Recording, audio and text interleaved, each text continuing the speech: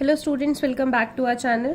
Students, last lecture में हमने question number 25 तक कंप्लीट कर लिया था। 26 टू 29 मैंने आपको होमवर्क दिया था, जिसमें मुझे 26 क्वेश्चन में आपने डाउट पूछा है कि वो आपसे सॉल्व नहीं हुआ। तो पहले 26 क्वेश्चन देख लेते हैं। 26 क्वेश्चन में आपको बोला है दैट फाइंड के if F is continuous eight indicated points. जो आपको फंक्शन दिया हुआ है और उस फंक्शन में जो आपको पॉइंट्स दिए हुए हैं उस पॉइंट पे वो फंक्शन जो है वो कंटिन्यूअस है। ठीक है, तो आपको बेसिकली के की वैल्यू फाइंड आउट करनी है। अगर कंटिन्यूअस है मतलब वो फंक्शन पे जो वैल्यू आएगी और लेफ्ट हैंड लिमिट और राइट हैंड लिमिट तो वो बराबर ही होगी, ये दिया हुआ है आपको। ठीक है, अब इस केस में देखें, ये फंक्शन आपके पास ये है x not equal to pi by 2 है, एक x equal to pi by 2 है और आपको पॉइंट भी दे रखा है कि कहां पे चेक करनी है, एट पाई बाय 2 पे चेक करनी है। ठीक है, अब अगर पाई बाय 2 पे चेक करनी है तो फंक्शन पाई बाय 2 डाल रही हूँ x की जगह, तो पाई बाय 2 की तो वैल्यू सीधा ही दे रखी है कांस्टेंट 3। ठीक है, तो सीधा 3 आ गई। हमने लेफ्ट हैंड लिमिट चेक करनी है, राइट हैंड लिमिट चेक करनी है, क्या आएगी? तो अगर लेफ्ट हैंड लिमिट चेक करते हैं तो मतलब पाई बाय 2 से कम लेफ्ट हैंड साइड पे जाना है। Limit x approaches to pi by 2 negative. अब पाई बाय 2 नेगेटिव वाला कौन सा होगा? नॉट इक्वल टू, क्योंकि जब भी नॉट इक्वल टू होगा तो पॉजिटिव है तो भी यही आएगा, नेगेटिव है तो भी यही आएगा। तो नॉट इक्वल टू में डालना है तो ये वाला फंक्शन आपके पास आएगा k cos x upon pi minus 2x।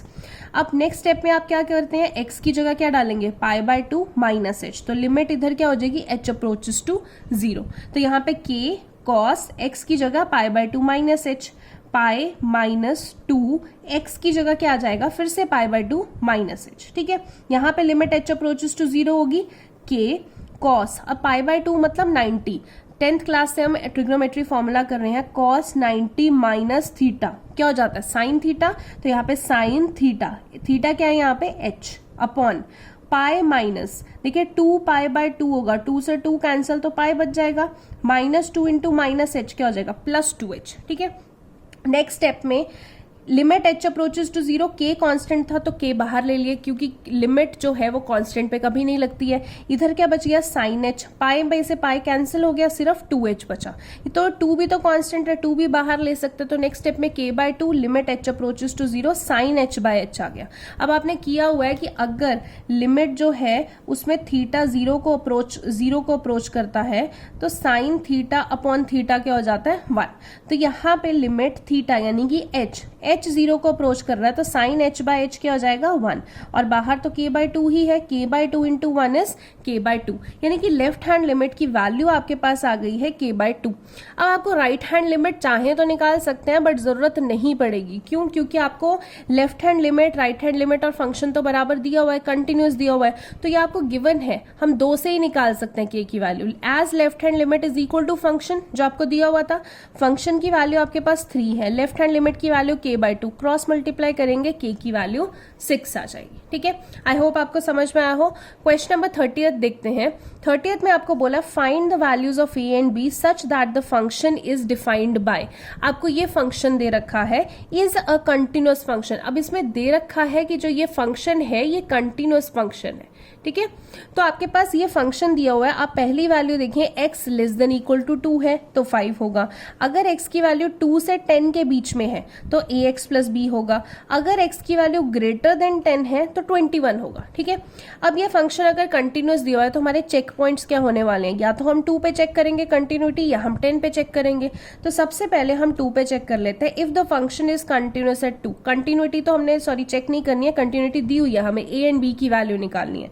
तो अगर फंक्शन कंटिन्यूअस है x इज इक्वल टू 2 पे तो फंक्शन 2 और लेफ्ट हैंड लिमिट और राइट हैंड लिमिट ये तीनों बराबर होंगी। अब जरूरी नहीं आपने तीनों चीजें निकालनी है, हमें देखना है कि हमारी इक्वेशन कहां से बन रही है, हमारा पर्पस कहां से सॉल्व हो रहा है। हो सकता है हम सिर्फ इन दोनों को इक्वेट करें या इन दोनों को। ठीक है, आप कैसे भी कर सकते हैं, जरूरी नहीं मैंने जिनको इक्वेट किया आपने भी उन्हीं को करना है, दूसरे वे आउट से भी निकल आएगा। ठीक है, तो अभी वैल्यू पुट करते हैं। सबसे पहले अगर फंक्शन में 2 पे चेक करती हूँ, आपको क्वेश्चन में ही दे रखा है, अगर 2 पे देखिए तो 2 पे कांस्टेंट वैल्यू दे रखी है 5।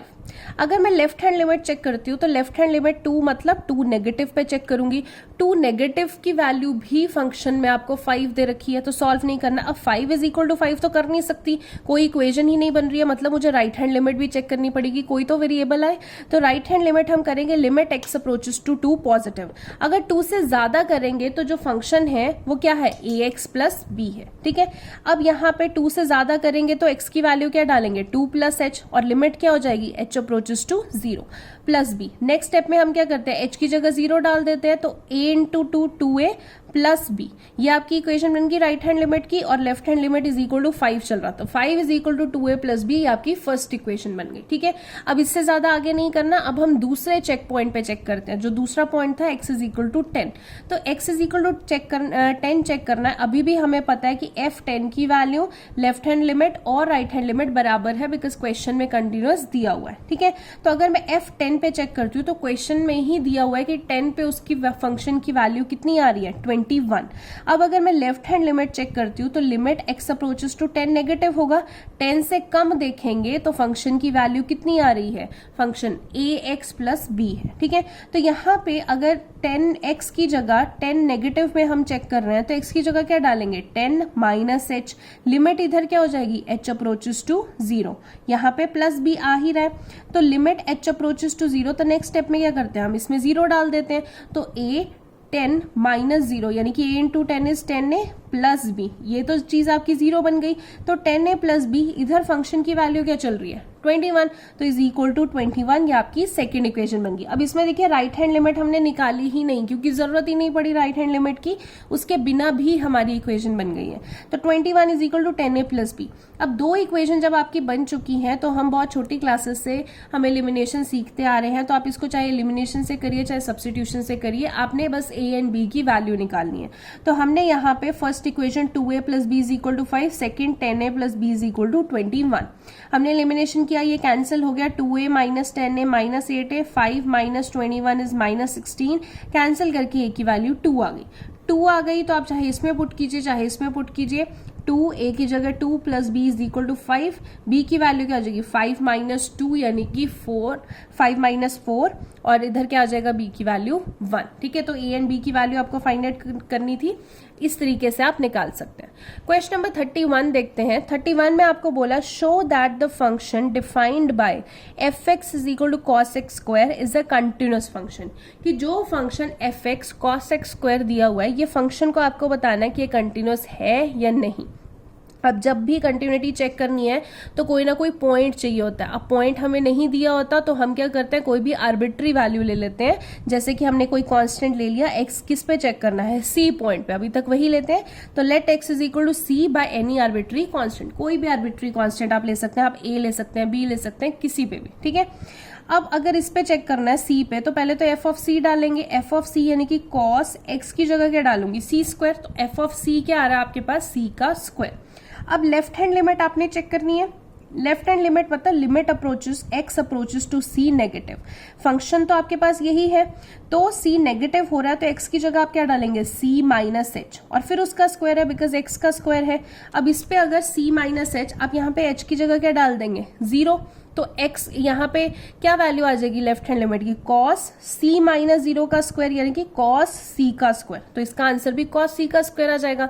ऐसी अगर हम राइट हैंड लिमिट देखते हैं तो limit h approaches to x approaches to c positive, और फंक्शन तो वही है cos x का स्क्वायर, बस x की जगह हम क्या डालते हैं नेक्स्ट स्टेप में, c प्लस h, उसका स्क्वायर होगा, जब h डाल दिया तो लिमिट h अप्रोचेस टू 0 हो गया, यहाँ पे h की जगह क्या डालना है, 0, तो c प्लस 0 का स्क्वायर यानी कि c का स्क्वायर, तो इसका आंसर भी कितना आ जाता है, cos c का स्क्वायर। तो आप देखेंगे लेफ्ट हैंड लिमिट का आंसर भी cos c का स्क्वायर आ गया, राइट हैंड लिमिट भी cos c का स्क्वायर आ गया, यानी कि फंक्शन जो c पे वैल्यू थी वो भी cos c स्क्वायर थी, लेफ्ट हैंड लिमिट और राइट हैंड लिमिट बराबर है, यानी कि function is continuous at x is equal to c, ठीक है। इजी क्वेश्चन था, कंटिन्यूटी ही चेक करनी थी। इसी तरीके से अगला 32 क्वेश्चन हम नेक्स्ट वीडियो में करते हैं। इस वीडियो के लिए इतना ही, थैंक यू सो मच।